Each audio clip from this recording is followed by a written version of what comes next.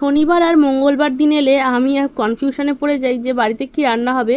কারণ শনিবার আর মঙ্গলবার হলো আমাদের বাড়িতে একদম পুরোটা নিরামিষ। যেহেতু কোনো রকম পেঁয়াজ আদা কিছু রকম ব্যবহার হবে না, তাই জন্য ঠিক বুঝতে পারি না যে কি দিয়ে ঠিক রান্না করবো। দেখো, মাছ মাংস ডিম না হলেও চলে, কিন্তু পেঁয়াজ রসুনটা ছাড়া না আমি ঠিক চলতে পারি না, কেন যাই না।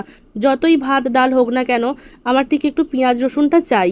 কিন্তু কিছু করার নেই, শনি মঙ্গলবার দিন এলে এই দুটো তো একদমই বাদ দিতে হয়। আর আজ হলো শনিবার, আর ঘরে কিছুটা কচু এনে রেখে দিয়েছিল বাবা, ওই গাঁটি কচু, ছোট ছোট যেগুলো হয়।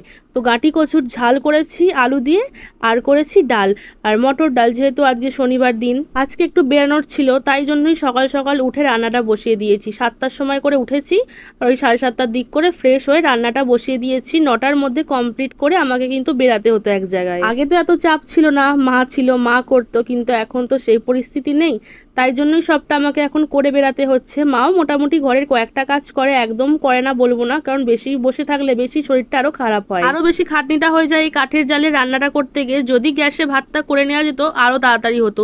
কারণ তারপরে আছে এই বাসন মাজাগুলো, এই কালি ঝুলি তোলা, আর একটা খাটনি আছে।